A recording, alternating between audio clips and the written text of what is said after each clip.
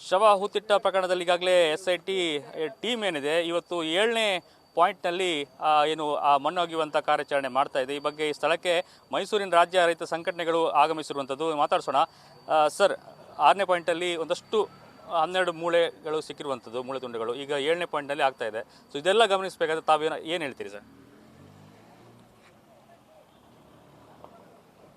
ಸರ್ಕಾರ ಏನು ಈ ಒಂದು ಧರ್ಮಸ್ಥಳದ ಪ್ರಕರಣಕ್ಕೆ ತ್ವರಿತವಾದ ಮುಕ್ತಿಯನ್ನು ಕೊಡಬೇಕು ಅಂತೇಳಿ SITಯನ್ನು ರಚನೆ ಮಾಡಿ ತನಿಖೆ ನಡೀತಾ ಇದೆ.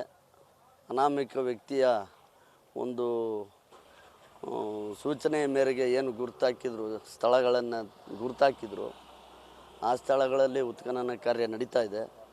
ಕೆಲವೊಂದು ಸ್ಥಳಗಳಲ್ಲಿ ಸಿಕ್ಕದೇ ಇರ್ಬೋದು, ಯಾಕೆಂದರೆ ಈ ಭಾಗದಲ್ಲಿ ಹೆಚ್ಚು ಮಳೆ ಬೀಳ್ತಕ್ಕಂಥದ್ದು, ಪ್ರಕೃತಿಯ ಒಂದು ಇದರಿಂದಾಗಿ ಮುಚ್ಚೋಗಿರ್ಬೋದು. ಈಗ ನಿನ್ನೆ ಒಂದು ಸಿಕ್ಕಿರ್ತಕ್ಕಂಥ ಒಂದು ಸ್ಥಳದಲ್ಲಿ ಸಿಕ್ಕಿರ್ತಕ್ಕಂಥ ಮೂಳೆಗಳಿಂದಾಗಿ ಆ ವ್ಯಕ್ತಿ ತೋರಿಸಿರೋದು ನಿಜ ಇರ್ಬೋದು. ಇನ್ನಷ್ಟು ಆ ವ್ಯಕ್ತಿ ಏನು ನಾನು 100 ಇದನ್ನು ಮುಚ್ಚಿದ್ದೀನಿ ಅಂತ ಹೇಳ್ತಾನೆ, ಅದೆಲ್ಲ ಪಾಯಿಂಟ್ಗಳು ಈಚೆ ಬರಬೇಕಾಗ್ತದೆ. ಎಲ್ಲ ಸ್ಥಳಗಳನ್ನು ಉತ್ಖನನ ಮಾಡಿ ಏನು 13 ಪಾಯಿಂಟ್ ಅಂತ ಏನು ಹೇಳ್ತಾರೆ ಅದಷ್ಟೇ ಅಲ್ಲ, ಅವನೇನು ಹೇಳ್ತಾನೆ ಎಲ್ಲನೂ ಗುರ್ತಾಕಿ ಆ ನೊಂದವರ ಒಂದು ಸಾವಿಗೆ ನ್ಯಾಯವನ್ನು ದೊರಕಿಸೋಂಥ ಕೆಲಸನ ಮಾಡಬೇಕು ಅಂಥೇಳಿ ನಾನು ಕೇಳ್ತೇನೆ. ಹಾಗೆ ಮಂಜುನಾಥ ಸ್ವಾಮಿ ಯಾರು ಎಷ್ಟೇ ಪ್ರಭಾವಿಗಳಾಗಿದ್ದರೂ ಕೂಡ ನಾನು ನ್ಯಾಯದ ಪರವಾಗಿರ್ತೀನಿ, ನೊಂದವರ ಕುಟುಂಬಕ್ಕೆ ಶಾಂತಿಯನ್ನು ನೀಡ್ತೀನಿ, ನೆಮ್ಮದಿಯನ್ನು ನೀಡ್ತೀನಿ ಅಂತ ಹೇಳ್ತಾ ಮಂಜುನಾಥ ಸ್ವಾಮಿ ಎಲ್ರಿಗೂ ಒಳ್ಳೇದು ಮಾಡಲಿ ಅಂತ ಹೇಳ್ತಾ ನನ್ನ ಮಾತನ್ನು. ಈಗ 1, 2, 3, 4 ಆಗಬೇಕಾದ್ರೂ ಕೂಡ ಒಂದು ನಿರೀಕ್ಷೆ ಭಾಳಷ್ಟು ಇತ್ತು, ಕುತೂಹಲ ಕೂಡ ಇತ್ತು. ಸುಮಾರು ಜನ ಇಲ್ಲೇ ಇದ್ದರು ಡೇ ಫಸ್ಟಿಂದ. ಈಗ 6ನೇ ಪಾಯಿಂಟಲ್ಲಿ ಸಿಕ್ಕಿದೆ. ಸೊ ಈಗ 7ನೇ ಪಾಯಿಂಟಲ್ಲಿ ಕೂಡ ಆಗ್ತಾ ಇದೆ. ಸೊ ಮುಂದೆ ಏನು ಅಂತ ಮುಂದೆ ಈಗ ಸತ್ಯ ಹೊರಬರ್ಬೇಕಲ್ಲ, ಯಾವಾಗಿದ್ರೂ ಹೊರಬರಬೇಕು, ಅದು ಬರ್ತಾ ಇದೆ. ಈಗ 1 ಪಾಯಿಂಟ್ ತಪ್ಪಿದ್ರು ಇನ್ನೊಂದು ಪಾಯಿಂಟಲ್ಲಿ ಸಿಗುತ್ತಲ್ಲ. ಈಗ 5-6 ಪಾಯಿಂಟು ನಿನ್ನೆ ಆಗಿತ್ತು, 1 ಪಾಯಿಂಟಲ್ಲಿ ಸಿಕ್ಕಿದೆ. ಅದೇ ರೀತಿ ಇನ್ನೂ ಹೆಚ್ಚಿನ ಸಂಖ್ಯೆಯಲ್ಲಿ ಸಿಗ್ಬೋದು. ಏನು ಖುಷಿ ಪಡೋ ಅಂಥ ವಿಚಾರ ಅಲ್ಲ, ದುಃಖದ ವಿಚಾರ. ಆ ಕಳ್ಕೊಂಡಿರೋಂಥ ಕುಟುಂಬಕ್ಕೆ ನ್ಯಾಯ ಸಿಗಬೇಕು. ಎಷ್ಟೋ ಜನಕ್ಕೆ ನ್ಯಾಯ ಸಿಕ್ಕಿಲ್ಲ.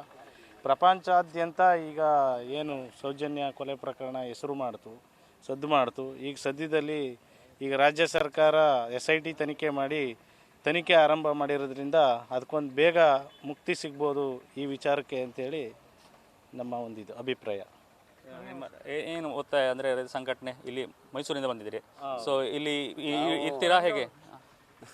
ನಾವು ಇಲ್ಲಿ ಬಂದಿದ್ದು SIT ತನಿಖೆ ನಡೀತಾ ಇದೆ ಅಂತಲಲ್ಲ, ದೇವ್ರ ಮೇಲಿನ ಭಕ್ತಿಯಿಂದ ನಾವು ಆ ದೇವ್ರ ಭಕ್ತರೇ ನಾವು, ಈ ಮಂಜುನಾಥನ ಭಕ್ತರೇ ನಾವು. ಹಾಗಾಗಿ ದೇವ್ರ ದರ್ಶನಕ್ಕೋಸ್ಕರ ಬಂದು ಹಾಗೆ ಕುತೂಹಲಕ್ಕೆ ನಾವು ಇಲ್ಲಿ ಬಂದು ನಿಂತ್ಕೊಂಡಿದ್ದೀವಿ.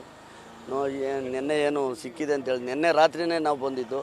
ನಿನ್ನೆನೇ ಯಾವಾಗ ಈ ರೀತಿ ಸಿಕ್ಕಿದೆ ಅಂತಾಯಿತು, ನಮಗೂ ಕುತೂಹಲ ಹೆಚ್ಚಾಗಿ ಇಲ್ಲಿ ಬಂದು ನೋಡ್ತಾ ಇದ್ದೀವಿ. ಮುಂದೆ ಆ ಮುಸುಗುದಾರ ವ್ಯಕ್ತಿ ಇದರಿಂದ ಯಾರವ್ರು ಏನಾದ್ರು ಮುಸುಗುದಾರ ವ್ಯಕ್ತಿ ಗೊತ್ತಿರಲ್ಲ, ಮೊದಲು ಅದನ್ನು ಇವರು ತನಿಖೆ ಮಾಡಬೇಕು. ಮುಸುಗುದಾರ ವ್ಯಕ್ತಿ ಲೈಟ್ ಅಂತ ಹೇಳ್ತಾನಲ್ಲ, ಅವನಿಗೆ ಊಟ ಹಾಕೋಕೆ ಯಾರು ಕೊಟ್ಟಿದ್ರು ಅಂತ ಗೊತ್ತಿರ್ತಲ್ಲ, ಅಂಥ ವ್ಯಕ್ತಿಗಳು ಅವ್ನಿಗೆ ಗೊತ್ತಿರ್ತಿರಲ್ಲ. ಆ ವ್ಯಕ್ತಿ ಯಾರು ಅನ್ನೋದು ಇವ್ರು ತನಿಖೆ ಮಾಡಬೇಕು, ಅದನ್ನೇ ತನಿಖೆ ಮಾಡ್ತಾಯಿಲ್ಲ. ಫಸ್ಟು ಈ ಅವಶೇಷಗಳನ್ನ ಗ್ರಾಮ ಪಂಚಾಯತಿ ಅಧ್ಯಕ್ಷರುಗಳು ಇಲ್ಲ ಅದು ಅನಾಥಾಶ್ರಮ ಅಂತ ಹೇಳ್ತಾರೆ, ಒಪ್ಕೊತೀನಿ. 14 ಕಾಲದ FICL ರಿಪೋರ್ಟ್ ಬಂದಾಗ ಏನಾಯ್ತದೆ ಅನ್ನೋ ಗೊತ್ತಾಯ್ತದೆ.